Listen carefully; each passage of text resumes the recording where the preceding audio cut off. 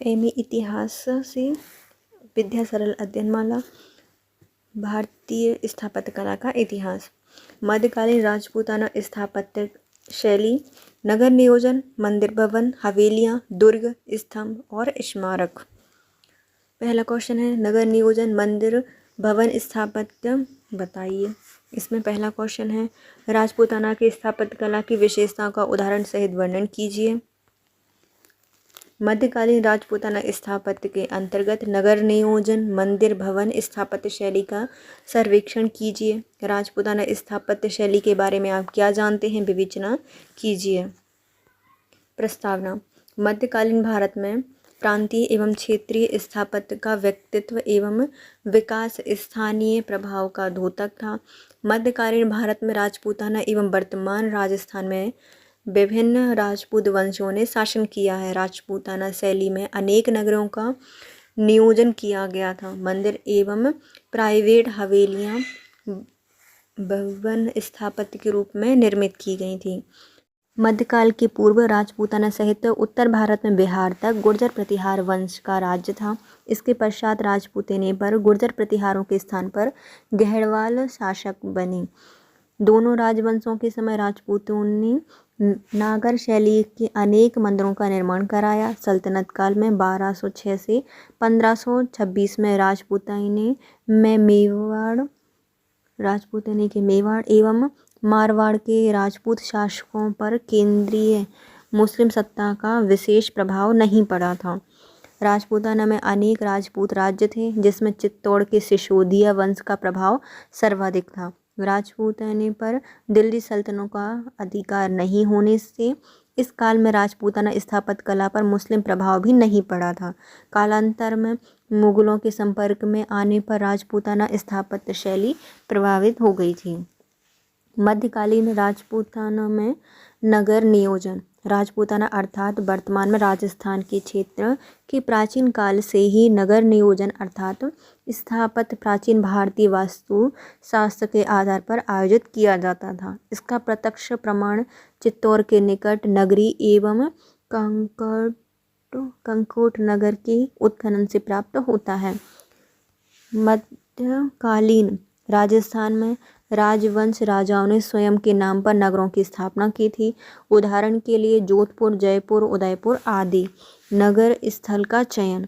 मध्यकालीन राजस्थान में नगरों की स्थापना के पूर्व स्थल चयन पर अधिक महत्व दिया जाता था। अधिकांश नगर सुरक्षा की दृष्टि से पहाड़ियों के मध्य घने जंगलों से आवृत स्थानों पर बसाए जाते थे। उदाहरण के लिए आमेर, बूंदी, अजमेर, उदयपुर आदि। प्राचीन वास्तुशास्त्र के आधार पर मध्यकालीन राजस्थानी नगरों में नगरों की सुरक्षा हेतु खाइयाँ, परकोटे के चारों ओर प्रवेश द्वार निर्मित किए जाते थे। नगर के आंतरिक भाग में मंदिर, भवन, महल, बस्तियाँ, धंधों पर आधारित जलाशय, बापिकाओं बावड़ियों के साथ ही सुनियोजित मार्ग भी बनाए जाते थे। मध्यकालीन राजस्थानी नगर स्थापत्य के यह विशेष लक्षण तथा अंग वर्तमान स्थित मध्यकालीन नगरों में भी दृष्टिगोचर होते हैं। मध्यकालीन राजपूताना नगर नियोजन स्थापत्य का विकास। मध्यकालीन राजपूताना अर्थात वर्तमान राजस्थान में सल्तनत काल तथा इसके पूर्व नगर स्थापत्य एवं मुगल काल में अंतर स्थापित हो गया था। इस अंतर एवं विकास का उदाहरण कछवाहों की राजधानी आमेर एवं जयपुर का नगर नियोजन है। पहले आता है आमेर। मुगल काल के पूर्व 1526 के पूर्व कछवाहा राजवंशों ने आमेर, जयपुर के निकट को सुरक्षा की दृष्टि से राजधानी के रूप में विकसित किया था। वर्तमान जयपुर नगर से दिल्ली सड़क मार्ग पर स्थित कछवाहों की तत्कालीन राजधानी आमेर एक पहाड़ी नाकाओं को संकीर्ण रखकर स्थल निर्धारित कर योजनाबद्ध रूप से बसाया गया था। दोनों ओर से पहाड़ी ढलान पर ऊंचे भवन, हवेलियां एवं कुल देवी का मंदिर, समतल भाग पर पहाड़ी में पानी के कुंड, सड़कें एवं बाजार सुनियोजित रूप से बनाए गए थे। पहाड़ी के ऊंचे भाग पर राजमहल सुंदर राजस्थानी स्थापत्य के रूप में निर्मित किए गए थे। वर्तमान में भी आमेर एक प्रसिद्ध पर्यटक स्थल बना हुआ है। फिर आता है जयपुर। सन 1562 में कछवाहा वंश का वैवाहिक संबंध मुगल सम्राट अकबर के साथ स्थापित हो गया था। राजा मानसिंह की बुआ जोधाबाई अकबर की पटरानी बन गई थी, अतः आमेर पर मुगल आक्रमण का भय समाप्त हो गया था। राजपूताना के अन्य राजा भी आमेर पर आक्रमण का दुस्साहस नहीं कर रहे थे, अतः कालांतर में कछवाहा नरेश सवाई जय सिंह ने आमेर के निकट मैदानी भाग में जयपुर नगर नियोजन कर बसाया था। जयपुर के स्थापत्य में हिंदू एवं मुगल स्थापत्य का सुंदर समन्वय स्थापित हो गया। जयपुर के निकट पहाड़ी पर नागर दुर्ग का निर्माण जयपुर के लिए सतर्क प्रहरी स्थल के रूप में किया गया था। जयपुर का नगर नियोजन समकालीन प्रसिद्ध वास्तुविद विद्याधर चक्रवर्ती द्वारा किया जाकर उनके निर्देश में नगर का विकास किया गया था। योजनाबद्ध प्रकार से विकसित जयपुर शहर वर्तमान में राजस्थान की राजधानी होकर संपूर्ण राजस्थान में नगर नियोजन की दृष्टि से बेजोड़ है। श्री BL पनगड़िया ने जयपुर शहर के बारे में व्यक्त किया है कि जयपुर योजना के अनुसार बनाया गया था। उस समय भारत का एकमात्र नगर था। नगर को स्वरूप निर्माण की मापकीय प्रणाली एवं वास्तुकला के आश्वासन नियंत्रण के आधार पर बसाया गया था। नगर के सभी मार्ग एकदम सीधे और एक दूसरे को काटते हुए समकोण बनाते हैं। नगर की मुख्य सड़क पूर्व से पश्चिम की ओर जाती है। उसे 3 सड़कें विभाजित करती हैं। विभाजन का स्थान चौपड़ चौराहा कहलाता है। नगर 9 चौखड़ियों में विभक्त था। नगर निर्माण में सामरिक सुरक्षा, जल उपलब्धि, बरसाती पानी का निकास एवं भावी संभावनाओं का पूर्ण ध्यान रखा गया है। जयपुर नगर के मुख्य आकर्षण हवा महल, रानी निवास, बाग स्थित जंतर मंतर एवं संग्रहालय आदि हैं। जयपुर के अतिरिक्त राजस्थान के अन्य नगर जैसलमेर, जोधपुर, अजमेर, कोटा एवं उदयपुर नगरों के निर्माण एवं योजना समकालीन ऐतिहासिक ग्रंथों में उल्लेखनीय है। राजस्थानी नगर स्थापत्य कला योजना में प्राचीन वास्तु शास्त्र की झलक मिलती है। मध्यकालीन राजपूताना मंदिर स्थापत्य कला। राजपूताना में मध्यकाल के पूर्व 8वीं से 10वीं सदी तक गुर्जर प्रतिहार, गहड़वाल, चालुक्य, सोलंकी वंशीय नरेशों के राजकाल में कई प्रसिद्ध हिंदू एवं जैन मंदिरों का निर्माण कराया गया। मध्यकालीन क्षेत्रीय स्थापत्य कला समीपस्थ क्षेत्र स्थानीय लक्षणों से प्रभावित रही थी। राजस्थान स्थित कई अनेक हिंदू एवं जैन मंदिरों के निर्माण में गुजरात के शिल्पियों का योगदान मुख्यतः रहा था। यह सभी मंदिर पश्चिमी शैली तथा नागर शिखर स्थापत्य के प्रतीक हैं। राजस्थान में मध्यकालीन मंदिर पश्चिमी शैली में बनाए गए थे। पश्चिमी शैली नागर शिखर शैली के साथ एक विशिष्टता के लिए हुआ करती थी। इस शैली में गुजरात के चालुक्य, सोलंकी एवं मालवा के परमार वंशीय शासकों ने मंदिरों का निर्माण कराया था। गुजरात तथा राजस्थान की सीमा पर माउंट आबू में चालुक्य सोलंकी राजाओं के संरक्षण में निर्मित 11वीं से 13वीं सदी के मंदिर स्थापत्य का इस प्रस्फुटन हुआ। इस शैली के मंदिरों का समूह माउंट आबू स्थित जैन स्थापत्य से निर्मित है।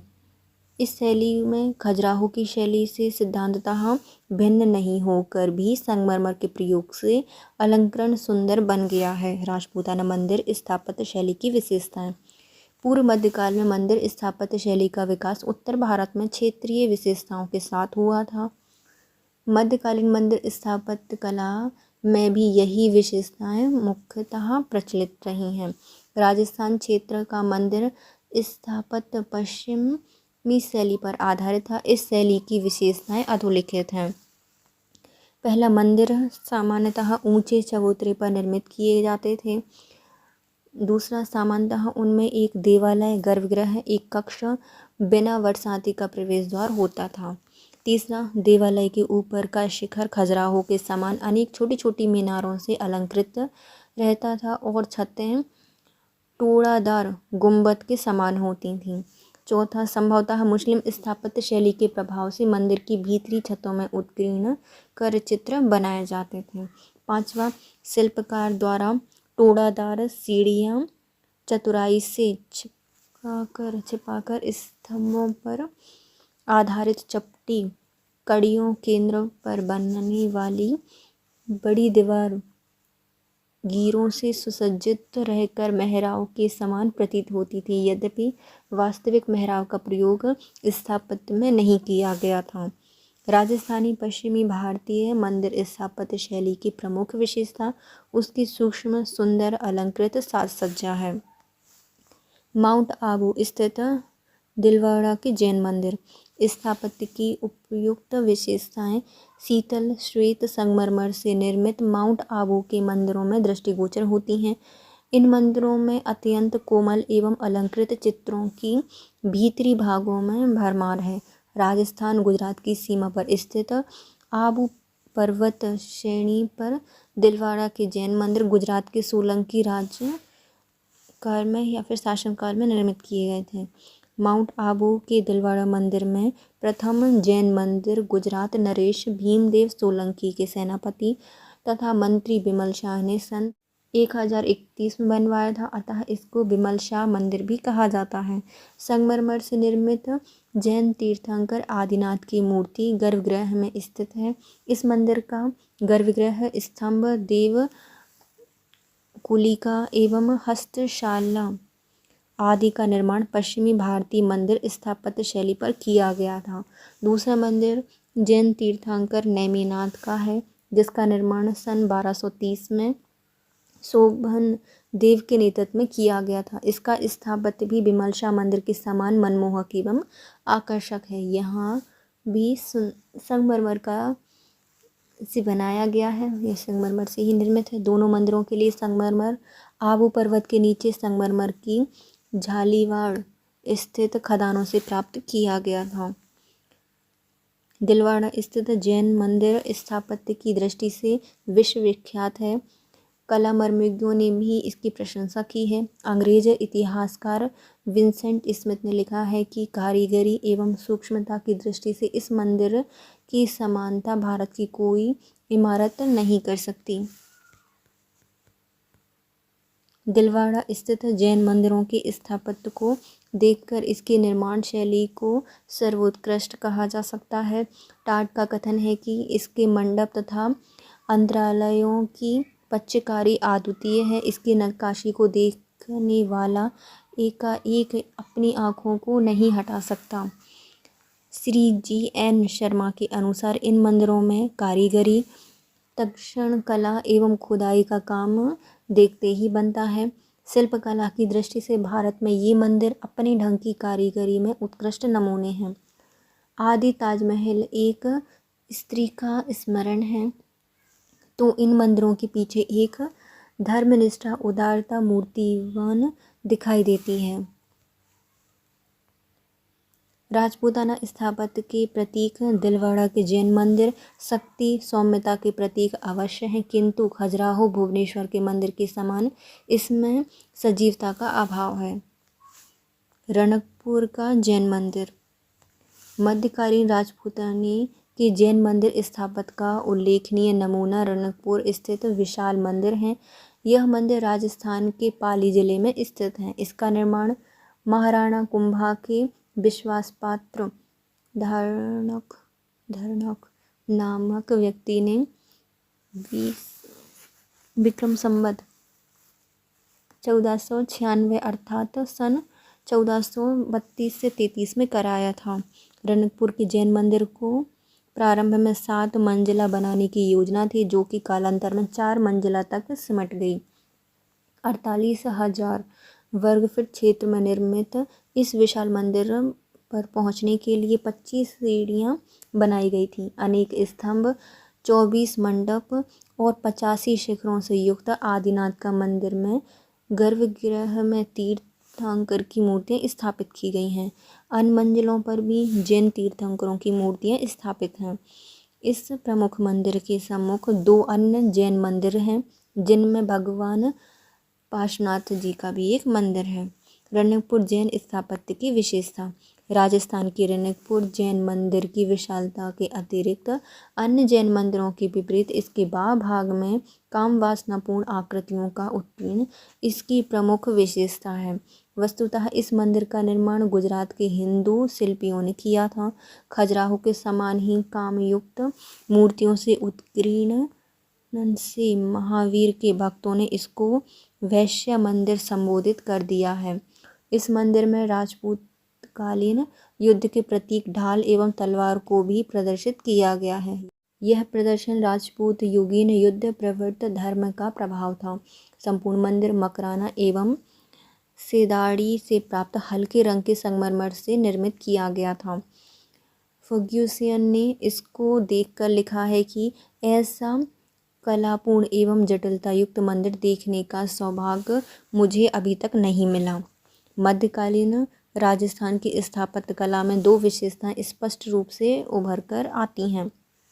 प्रथम, इस युग की नारी का उत्कीर्ण अत्यंत महीन रूप से कर नारी की विभिन्न मुद्राओं को आकर्षक बना दिया गया है। नारी की प्रतिमाओं में उत्कीर्ण नायिका को घुंघरू पहनते, श्रृंगार करते एवं दर्पण में प्रतिबिंब देखते प्रदर्शित किया गया है।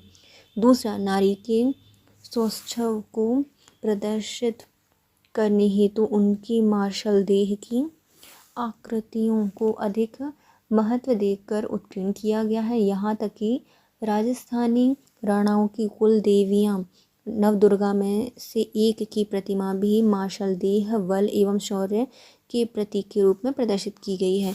ज्ञातव्य है कि राजस्थान के जैन हिंदू मंदिरों के शिल्पकार गुजरात के थे, अतः इन्होंने गुजरात की क्षेत्रीय परंपरानुसार मंदिरों के अलंकरण में फूल, पत्ती, बेल, बूटों का खुलकर प्रदर्शन किया है। उक्त स्थिति में मध्ययुगीन राजस्थानी मंदिर स्थापत्य का विकास अन्य प्रांतीय स्थापत्य से विशिष्ट बन गया था।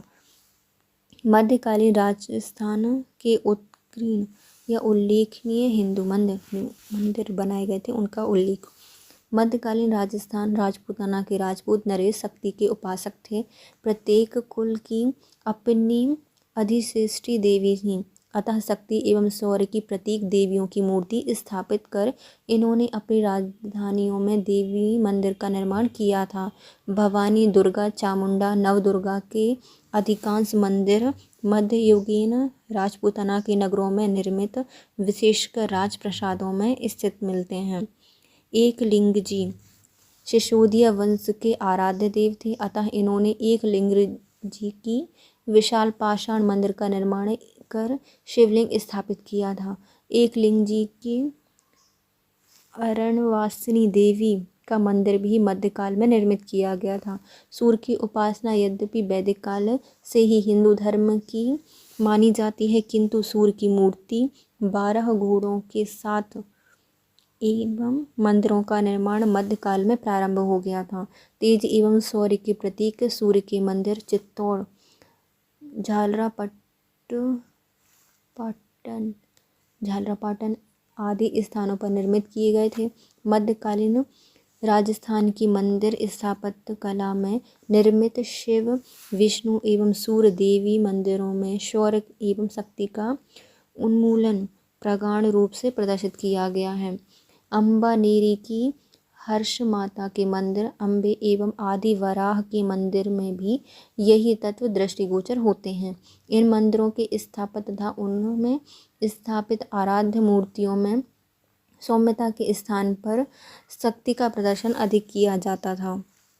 यद्यपि मध्यकालीन राजपूताना में राजनीतिक विशृंखला एवं पृथकता की लहर व्याप्त हो गई थी, तथापि स्थापत्य कला में शक्ति, विकास एवं संगठन को प्रदर्शित कर राज्यों में संस्थापन की आवश्यकता के सिद्धांत को स्थापित करने का प्रयत्न किया गया था। मध्यकालीन राजपूताना भवन स्थापत्य कला। मध्यकालीन राजपूताने में राजपूत महाराजाओं द्वारा निर्मित राजप्रासादों के साथ ही निजी भवन, हवेलियाँ, स्मारकों का स्थापत्य उल्लेखनीय हैं। पहले आते हैं राजप्रसाद। मध्यकालीन राजपूत नरेश द्वारा अपनी राजधानी में अधिकांश राजमहल आज भी स्थापत्य की दृष्टि से दर्शनीय बने हुए हैं। उदयपुर, जोधपुर, जयपुर के राजप्रसाद इसके उदाहरण हैं। यद्यपि कालांतर में आवश्यकता अनुसार इसमें परिवर्तन से इसका मध्यकालीन स्वरूप परिवर्तित हो गया था, तथापि समकालीन स्थापत्य के यह प्रतीक हैं। राजपूताना के पूर्व मध्यकाल 1200 से 1500 में निर्मित राजप्रसाद विस्तृत क्षेत्र में निर्मित होकर सादगीपूर्ण थे। इसमें पुरुषों के लिए मर्दानी सयूड़ी एवं महिलाओं के लिए जननी सयूड़ी के नाम से 2 भागों में विभाजित भवन निर्मित किए जाते थे। दोनों भागों को एक मार्ग से जोड़ा जाता था। एक सुगम मार्ग से शाही नर नारियों की आवाजाही होती थी। मर्दानी सयूड़ी के क्षेत्र में शाही तथा आम दरबार जनता से मिलने हेतु व्यवस्था रहती थी। राजा राजकुमार प्रशासकीय कार्यालय भी इसी क्षेत्र में निर्मित किए जाते थे। मंदिरों का स्थान चयन इस प्रकार किया गया था कि शाही पुरुष स्त्रियां दोनों ही सुगमता से उस स्थल पर पहुंच सकें। उदाहरण के लिए जयपुर राजभवन में जंतर मंतर के सम्मुख स्थित भवानी का मंदिर वास्तुतः राजप्रसादी शाही नर नारियों के लिए विभाजित होकर भी एक इकाई के रूप में निर्मित किए जाते थे। मुगल वंश के संपर्क में आने के पश्चात राजपूताने के राजमहलों का स्थापत्य भव्यता से आच्छादित हो गया था। राजपूत राजवंशों के कई राजा एवं राजकुमार मुगलों के मनसबदार तथा दरबारी रहे थे। इन्होंने आगरा, दिल्ली में मुगल राजप्रसादों के स्थापत्य एवं भव्यता से प्रभावित होकर 7वीं सदी के पश्चात अपने राजप्रसादों को भी भव्य बनाया था। मुगल स्थापत्य के अलंकरण, स्तंभ, संगमरमर का प्रयोग, बारीक पच्चीकारी युक्त बेल बूटे, अलंकृत छज्जे एवं गवाक्ष राजपूताना राजप्रसादों की विशेषता बन गई थी। मुगल स्थापत्य शैली से प्रभावित होकर उदयपुर के महल, जगनिवास, जगमंदिर एवं जलाशय के मध्य पैलेस निर्मित किए गए थे। आमेर और जयपुर के महलों में भी मुगल शैली के आधार पर दीवाने आम, दीवाने खास का निर्माण किया गया था। जोधपुर का फूल महल, बीकानेर का रंग महल आदि मुगल स्थापत्य के आधार पर बनाए गए थे। 17वीं सदी के पश्चात मुगल शैली का यह प्रभाव राजमहलों तक ही सीमित रहा था। राजपूताना के निजी भवन में इसका प्रभाव नहीं पड़ा था। राजपूताना के राजमहलों पर मुगल स्थापत्य का प्रभाव आमेर एवं जयपुर स्थित राजमहलों पर स्पष्ट दृष्टिगोचर होता है। कछवाहा राजवंश का मुगल वंश से गहरा संबंध था, अतः मुगल दरबार में रहकर कछवाहा नरेश मानसिंह मुगल शैली की भव्यता एवं अलंकरण से प्रभावित हो गए थे। मानसिंह के समय आमेर के राजभवन एवं अन्य भवनों का निर्माण किया गया था। आमेर के राजमहल एवं महलों का निर्माण मुगल वंश के प्रधान सेनापति राजा मानसिंह के समय प्रारंभ हुआ था। मिर्जा राजा जयसिंह के कार्यकाल में पूरा हुआ था। जो ग्वालियर के गुर्जर प्रतिहार वंशीय स्थापत्य के प्रतीक राजमहल भवनों के आधार पर हिंदू शैली के आमेर राजमहलों पर मुगल शैली का स्पष्ट प्रभाव प्रकट होता है। आमेर स्थित दीवाने आम तथा उसके गुंबद मुगल स्थापत्य के आधार पर निर्मित किए गए थे। राजा मानसिंह के समय राजपूताना स्थापत्य शैली का सर्वाधिक विकास हुआ था। इन्होंने वृंदावन एवं बनारस स्थित आदि मंदिरों पर भी मंदिर एवं महलों का निर्माण कराया था। आमेर के निकट जयपुर शहर और इसके भवनों का निर्माण 1727 के पश्चात मिर्जा राजा जयसिंह ने कराया था। जयपुर स्थित राजमहल भवन एवं अन्य स्थापत्य हिंदू मुगल स्थापत्य के समन्वय के उत्कृष्ट उदाहरण हैं। राजपूताना स्थापत्य में जलाशय एवं उद्यान का महत्व। राजस्थान के जैसलमेर क्षेत्र में वर्षा को एक अजूबा समझा जाता था। लगभग समूचे मारवाड़ एवं मेवाड़ के कुछ क्षेत्रों में वर्षा के अभाव से राजपूत नरेशों का जल संग्रह के प्रति आकर्षण होना स्वाभाविक था। जलाशय, बापी, बावड़ी एवं कुएं का निर्माण मध्यकाल में एक पुण्य का काम समझा जाता था। मध्यकालीन राजस्थान में राजपूत नरेशों ने कई छोटे एवं विशाल जलाशयों का निर्माण कराया था। इसका उद्देश्य पीने का पानी तथा सिंचाई हेतु जल उपलब्ध कराना था। जलाशयों के घाट की सीढ़ियाँ एवं छत युक्त मंडप समकालीन स्थापत्य के प्रतीक हैं। छोटे जलाशय मध्यकालीन राजस्थान में निर्मित छोटे जलाशय में जैसलमेर के कौशिक राम का कुंड, बूंदी के फूल सागर, जेठ सागर, सूर सागर, जोधपुर के रानीसर, बलसमंद, गुलाब सागर, बीकानेर स्थित सोशिलाव एवं सोशिव सागर उल्लेखनीय हैं। श्री G.N. शर्मा के अनुसार इन छोटे जलाशयों के स्थापत्य में विशेष रूप से देखा गया है कि इनके ऊपरी भाग में छतरियाँ निर्मित की जाती हैं तथा सीढ़ी चारों ओर से या फिर एक ओर से बनी रहती हैं, जो सभी भागों से या एक भाग से नीचे तक पहुंच जाती हैं।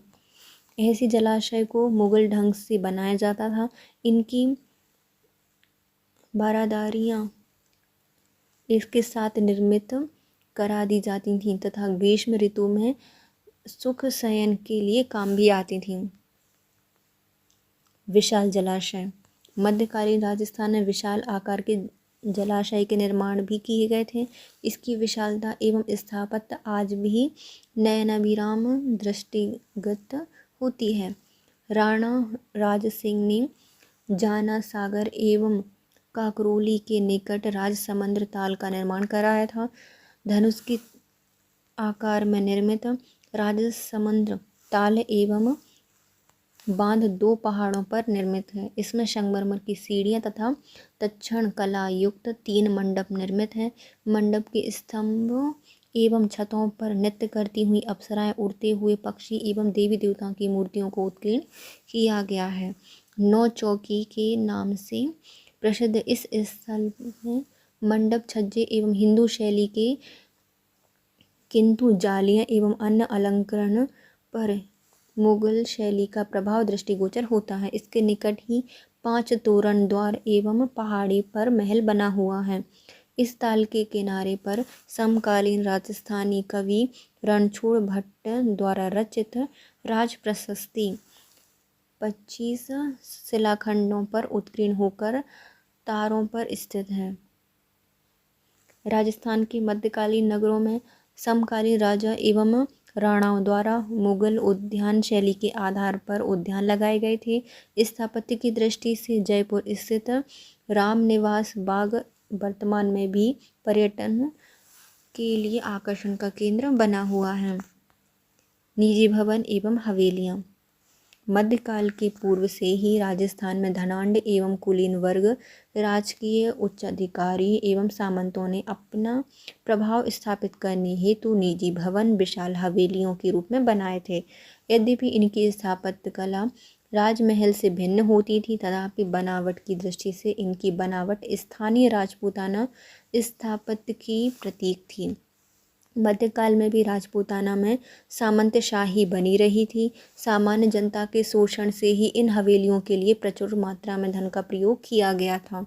स्थापत्य की दृष्टि से इसका अत्यधिक महत्व रहता था।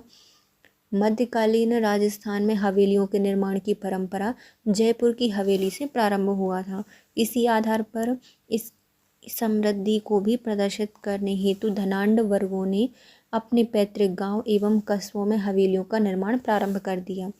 इसके ज्वलंत उदाहरण रामगढ़, नवलगढ़, फतेहपुर, मुकुंदगढ़, मंडावा, पिलानी, सरदार शहर, रतनगढ़ एवं जैसलमेर की हवेलियां हैं। जैसलमेर की सालम सिंह की हवेली, नथमल की हवेली, पटवों की हवेली श्रेष्ठी वर्ग के सेठों द्वारा निर्मित की गई थी। यह हवेलियां पाषाण की जालियों तथा पच्चीकारी के कारण विश्व भर में प्रसिद्ध होकर पर्यटकों के लिए आकर्षण का केंद्र बन गई हैं। पाषाण निर्मित करौली, भरतपुर एवं कोटा की हवेलियां कलात्मकता में अपनी शानी नहीं रखती।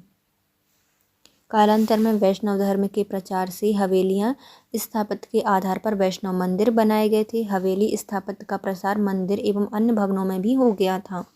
राजस्थान स्थित हवेलियों के कारण ही विदेशी एवं देसी पर्यटकों के लिए हवेली नृत्य का आयोजन प्रारंभ हो गया था। राजस्थान की संस्कृति में हवेलियों के साथ ही हवेली नृत्य, संगीत तथा चित्रकला एवं स्थापत्य का वर्तमान में अधिक महत्व स्थापित हो गया था। डॉक्टर जयसिंह नीरज ने हवेलियों के स्थापत्य एवं विशेषताओं पर प्रकाश डालते हुए लिखा है कि हवेलियों के निर्माण की स्थापत्य कला भारतीय वास्तुकला के अनुसार रही है। हवेलियों की लंबाई, चौड़ाई और कमरों के निर्माण की एक परंपरा रही है, जिसे राजस्थान के गांव के वास्तुकार आज भी अपनाते हैं। स्मारक। राजपूत एक वीर जाति है और युद्ध करना इनका धर्म है। स्वयं को क्षत्रिय निरूपित कर इस जाति ने कुल एवं राजवंश के अनेक वीरों ने अपनी जन्मभूमि तथा राज्य की स्वतंत्रता के आन बान शान की रक्षा हेतु युद्ध में प्राणोत्सर्ग किया था। इनकी स्मृति को बनाए रखने के लिए 13वीं से 7वीं सदी के मध्य इनके स्मारक समाधि एवं छत्रियों के रूप में निरूपित किए गए। मध्यकालीन राजस्थान में इसी काल में योद्धाओं के मरणोपरांत पाषाण से निर्मित वीर स्तंभ खड़े किए जाते थे। इन पर वीर गति को प्राप्त योद्धाओं का संक्षिप्त विवरण उत्कीर्ण किया जाता था। राजस्थान में कई स्थानों पर इस प्रकार के वीर स्तंभ मिलते हैं। मध्यकाल में ही राजस्थान पर मुस्लिम आक्रमण हुआ करते थे। मुसलमानों से अपनी सतीत्व की रक्षा हेतु राजपूत वीरांगनाएं स्वयं को अग्नि में समर्पित कर विधर्मियों से स्वयं की रक्षा करती थीं। इन सतियों के भी स्तंभ सती होने वाली सती का विवरण, कुल, जाति एवं वंश तथा तिथि सहित उत्कीर्ण असंख्य संख्या में मिलते हैं। यह स्तंभ भी तत्कालीन स्थापत्य के वर्तमान में उदाहरण के रूप में उपलब्ध होते हैं। मुगल कालीन मकबरों के समान ही राजस्थान में राजवंशी राजाओं और उनके बंधु बांधवों की छत्रियां स्थापित की जाने लगी थीं। यह छत्रियां चतुष्कोणीय, षटकोण, अष्टकोण तथा षोडश कोण की संगमरमर एवं लाल एवं रेतीले पत्थरों से निर्मित की जाती थीं। समकालीन स्थापत्य की विशेषताएं इसमें समाहित हो जाती थीं। यह छत्रियां राजपूताना के राजवंशों द्वारा एक निश्चित एवं निर्धारित स्थान पर बनाई जाती थीं। स्थापत्य की दृष्टि से यह स्थल वर्तमान में दर्शनीय बन गए हैं। इन स्थलों में गैटोर, अरहड़, मंडोर एवं देवकुंड उल्लेखनीय हैं। जयपुर के निकट नाहरगढ़ के समीप गैटोर में कछवाहा वंश के नरेशों की छत्रियां बनी हुई हैं। उदयपुर के निकट आहड़ में मेवाड़ के सिसोदिया वंश की छत्रियां एवं जोधपुर के निकट मंडोर में राठौर राजाओं की छत्रियां मध्यकाल में निर्मित मिलती हैं। इसी प्रकार बीकानेर के निकट देवकुंड में बीकानेर राजाओं की छत्रियां बनी हुई हैं। क्षत्रिय स्मारकों में सर्वाधिक उल्लेखनीय बडोरी ग्राम स्थित महाराणा प्रताप की छतरी और उसके अश्व चेतक की प्रतिमानुमा स्मारक है। स्मारक स्थापत्य राजस्थान की विशेषता रही है। कई राजवंशों द्वारा शासित इस भूभाग पर चप्पे चप्पे पर वीर स्तंभ, सती स्तंभ और छत्रियां, जिनको स्थानीय भाषा में देवली कहा जाता है, उपलब्ध होती हैं। इन स्तंभ तथा छत्रियों में प्रतिमाएं उत्कीर्ण कर तथा संपूर्ण प्रतिमा स्थापित कर संबंधित व्यक्ति का विवरण अभिलेखों के रूप में उत्कीर्ण प्राप्त होता है। यदि राजस्थान से अन्य स्थान पर जाकर भी कोई वीरगति को प्राप्त होता है तो उसकी छतरी उक्त स्थान पर समाधि के रूप में निर्मित की जाती थी। उदाहरण के लिए वीर दुर्गादास राठौर की छतरी उज्जैन मध्य प्रदेश में बनी हुई है। कालांतर में यह प्रथा मराठा राजवंशों द्वारा भी अपनाई गई थी। मल्हार राव होलकर की छतरी ग्वालियर के उत्तर में सुदूर भिंड जिले में आमरगढ़ नामक स्थान पर बनाई गई थी। क्योंकि इनका स्वर्गवास उक्त स्थान पर हुआ था। मुगल काल में राजपूताना के राजवंश का मुगल वंश से संबंध स्थापित होने से कई मुस्लिम संत एवं अन्य प्रतिष्ठित व्यक्तियों का इंतकाल राजस्थान की भूमि पर हुआ था। उनके मकबरे दरगाह का निर्माण इस्लामी संप्रदाय के आधार पर किया गया था। इसमें अजमेर स्थित सूफी संत शेख मोइनुद्दीन चिश्ती ख्वाजा साहब की दरगाह उल्लेखनीय है। फिर आते हैं मध्यकालीन राजपूताना की दुर्ग स्थापत्य कला। प्रश्न क्या बनेगा? मध्यकालीन राजपूताना दुर्ग स्थापत्य की विवेचना कीजिए। मध्यकालीन राजपूताना दुर्ग स्थापत्य पर एक निबंध लिखिए।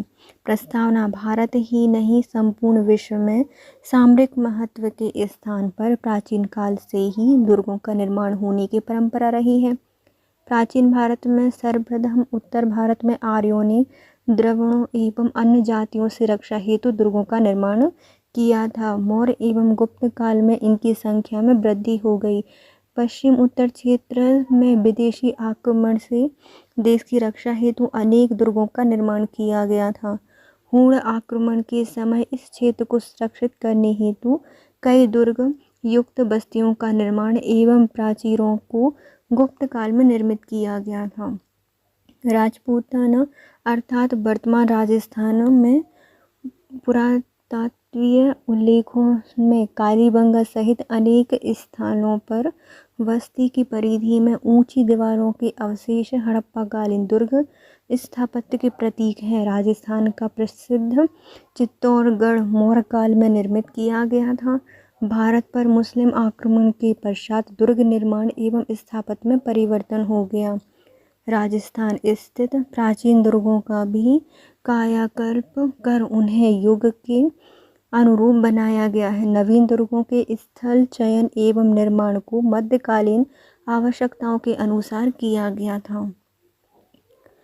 राजपूताना में मध्यकालीन दुर्ग स्थापत्य कला। देश में पश्चिम में राजस्थान का सदैव ही सामरिक महत्व रहा है। पश्चिम उत्तर सीमा पंजाब के पश्चात शक, हूण एवं पल्लव आदि जाति इस क्षेत्र में बस गई थी। मध्यकालीन भारत में 8वीं से 10वीं सदी तक गुर्जर प्रतिहार वंशीय पराक्रमी राजाओं ने अरब एवं मुस्लिम आक्रमणों को दुर्ग के सहारे ही रोक रखा था। दुर्गों की स्थापना एवं स्थिति के संबंध में राजस्थान महाराष्ट्र की स्थिति एक समान है। इन दोनों क्षेत्रों में चप्पे चप्पे पर पहाड़ियों पर बने दुर्ग और उनके अवशेष दृष्टिगोचर होते हैं। राजस्थान वीर राजपूतों का एवं महाराष्ट्र सूरवीर मराठाओं का क्षेत्र रहा है। राजस्थान के राजपूत शासकों ने अपने क्षेत्र में अनेक दुर्गों का निर्माण कराया था। यह दुर्ग कई उद्देश्यों से निर्मित किए गए थे। प्रथम, अपने राज्य एवं क्षेत्र की सुरक्षा की दृष्टि से तथा आवश्यकता होने पर शरण हेतु। दूसरे, दुर्गों को निधि के रूप में समझकर वहां निवास करने, बहुमूल्य सामग्री एवं खजाना छुपाने हेतु इनका प्रयोग किया जाता था। अंततः अपनी आन शान एवं शक्ति का प्रदर्शन करने हेतु भी इनका प्रयोग किया गया है।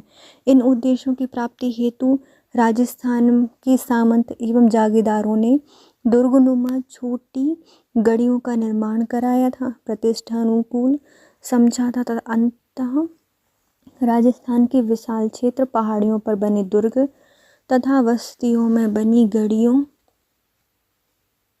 से आच्छादित हैं। राजस्थान के प्रसिद्ध लेखक मंडन एवं सदाशिव के अनुसार दुर्ग राज्य का अनिवार्य अंग है। इस आवश्यक अनिवार्यता के आधार पर राजस्थान में दुर्ग निर्माण के कारणों को व्यक्त करके डॉक्टर गोपीनाथ शर्मा राजस्थान का सांस्कृतिक इतिहास में लिखा है कि राजा हो यह सामंत वह दुर्ग को अपनी निधि के रूप में समझता था। राजा अपने निवास के लिए, सामग्री संग्रह के लिए एवं संपत्ति छुपाने के लिए किले बनाते थे। भारत पर मुस्लिम आक्रमणों एवं उत्तर भारत में मुस्लिम राज्य की स्थापना के पश्चात राजस्थान में दुर्ग स्थापत्य कला में परिवर्तन का वर्णन कर डॉक्टर कालूराम शर्मा ने व्यक्त किया है कि अब ऊंची ऊंची पहाड़ियों पर जो ऊपर से चौड़ी होती थी जहाँ खेती और सिंचाई के साधन उपलब्ध थे को दुर्ग के निर्माण के लिए अधिक पसंद किया जाने लगा। यदि ऐसी पहाड़ियों पर पहले से दुर्ग बने हुए थे तो उन दुर्गों को भी नया रूप देकर उन्हें अधिक उपयोगी बनाने का प्रयास किया गया। मध्यकालीन राजपूताना में चित्तौड़गढ़, कुंभलगढ़ और मंडलगढ़ का जीर्णोद्धार एवं पुनर्निर्माण किया गया। महाराणा कुंभा ने चित्तौड़ दुर्ग को प्राचीरों एवं प्रवेश द्वारों, बुर्जों का निर्माण कर नया रूप दिया था। जोधपुर के दुर्ग पर प्राकृतिक जलाशय नहीं होने से विशाल कृत्रिम टंकी नुमा स्थलों का निर्माण किया गया था, जहां वर्षा काल में जल एकत्रित किया जाता था। लगभग सभी दुर्गों में रसद एकत्रित करने हेतु कोठार बनाए जाने लगे थे। जहां नहीं थे वहां नव निर्माण कर अनाज के गोदाम बनाए गए थे। नागौर, जालौर एवं रणथंभौर में दुर्गों को समय समय पर संशोधित कार्य कराकर दुश्मनों की घेराबंदी के समय लंबे समय तक आत्मनिर्भर रहने योग्य बनाया गया था। मध्यकालीन राजस्थान के प्रमुख दुर्ग, पहले आता है कुंभलगढ़।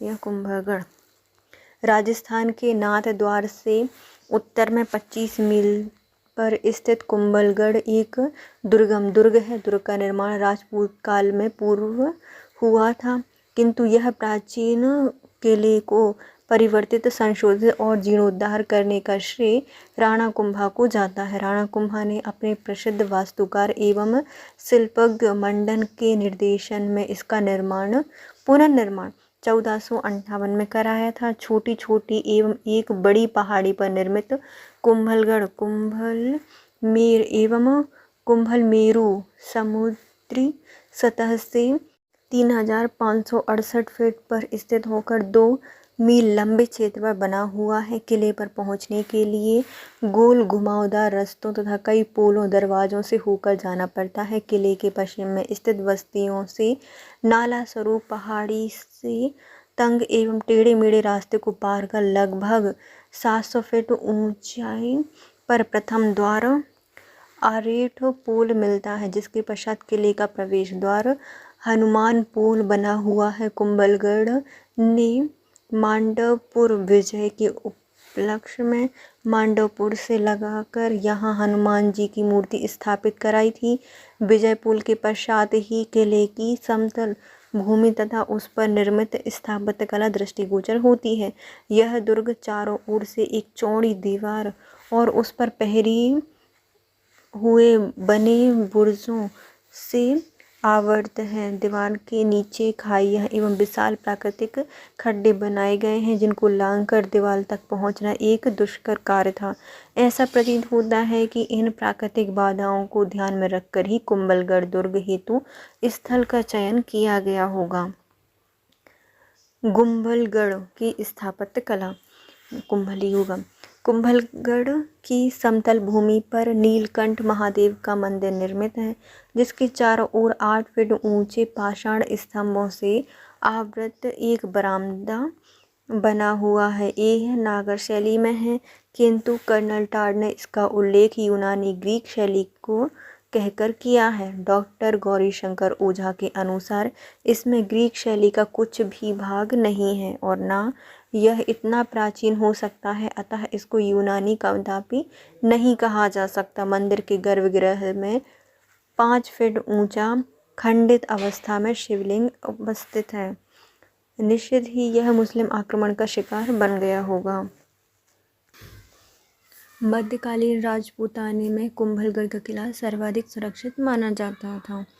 घाटियों, पहाड़ियों और बीहड़ वन से घिरे होने के कारण यह दुर्ग एकाएक दिखाई नहीं पड़ता था। इस दुर्ग पर स्थापत्य की दृष्टि से राणा कुंभा द्वारा निर्मित वेदी, 2 मंजिला यज्ञ हवन स्थल, जैन विष्णु मंदिर, अचलेश्वर महादेव एवं कुंभ स्वामी का मंदिर उल्लेखनीय है। यह सभी निर्माण मध्यकालीन स्थापत्य के परिचायक हैं। डॉक्टर गोपीनाथ शर्मा ने राजस्थान का सांस्कृतिक इतिहास ग्रंथ में कुंभलगढ़ का वर्णन कर लिखा है।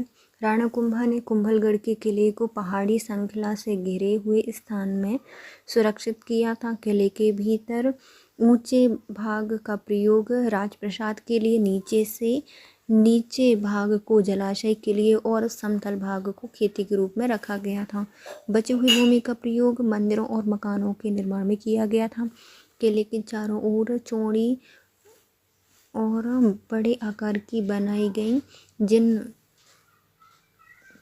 पर कई घोड़े एक चल सकते थे, प्रकार की दीवारों का ढाल इस तरह रखा गया था कि उस पर समतल से चढ़ना कठिन था, मतलब सरलता से चढ़ना कठिन था। कहीं कहीं दीवारों के नीचे गहरे पहाड़ी गड्ढे ऐसी स्थिति में रखे गए थे कि हमलावर फौजियों का दुर्ग में घुसना कठिन था।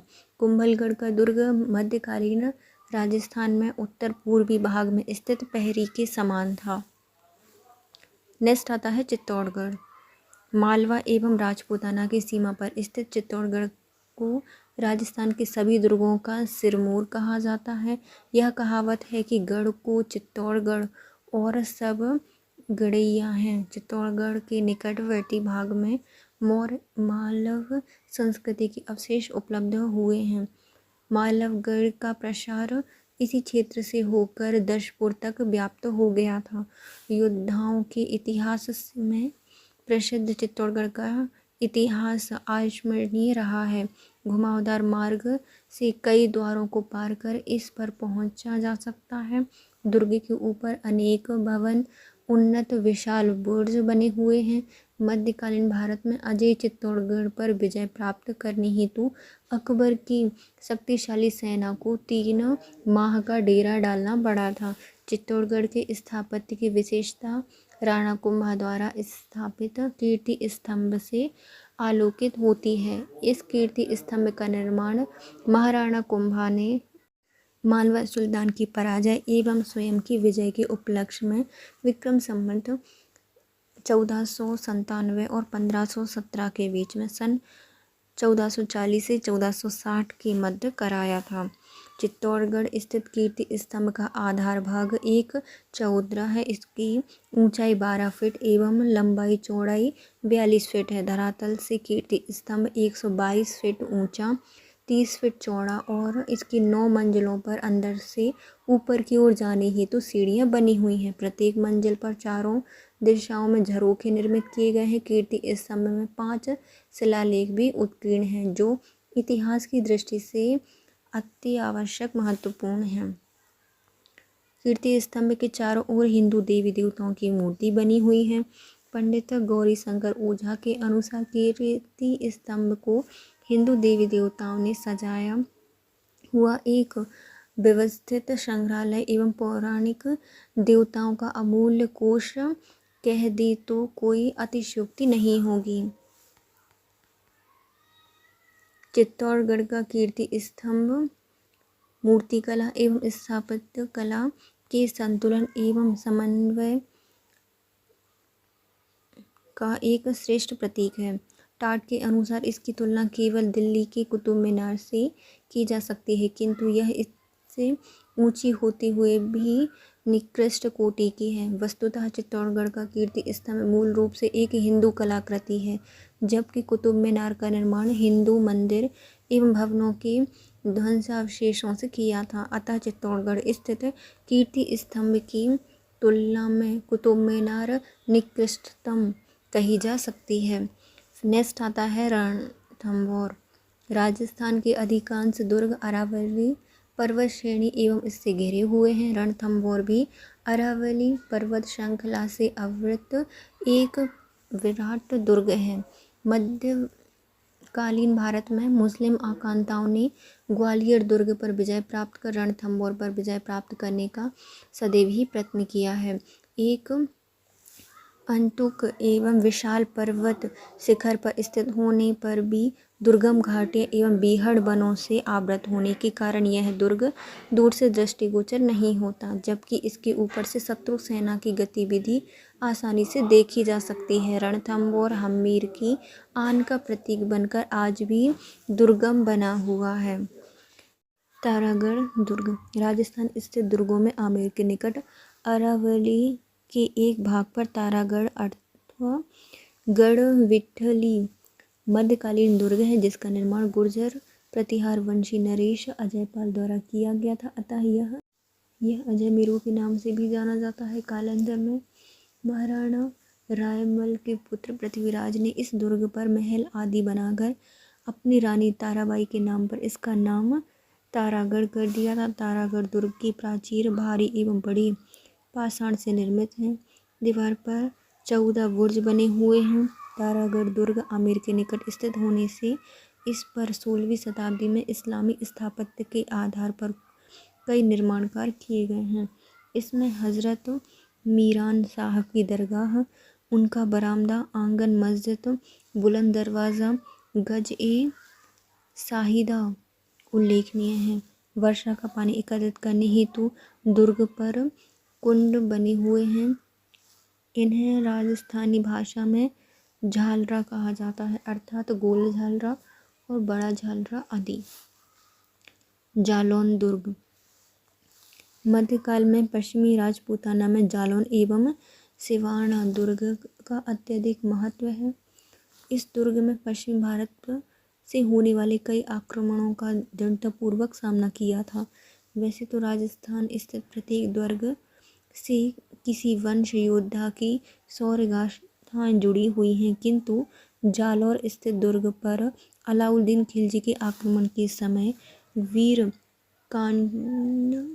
कांदड़े सोनगरा के पराक्रम और उनकी वीरगति की स्मृति जुड़ी हुई है। जालौन एवं सेवड़ा दुर्ग राठौरों का सिरमौर दुर्ग भी कहा जाता है। इस दुर्ग के साथ चौहान वीर सतमसोम एवं राठौर वीर कल्लार राय की शौर्यगाथाएं जुड़ी हुई हैं।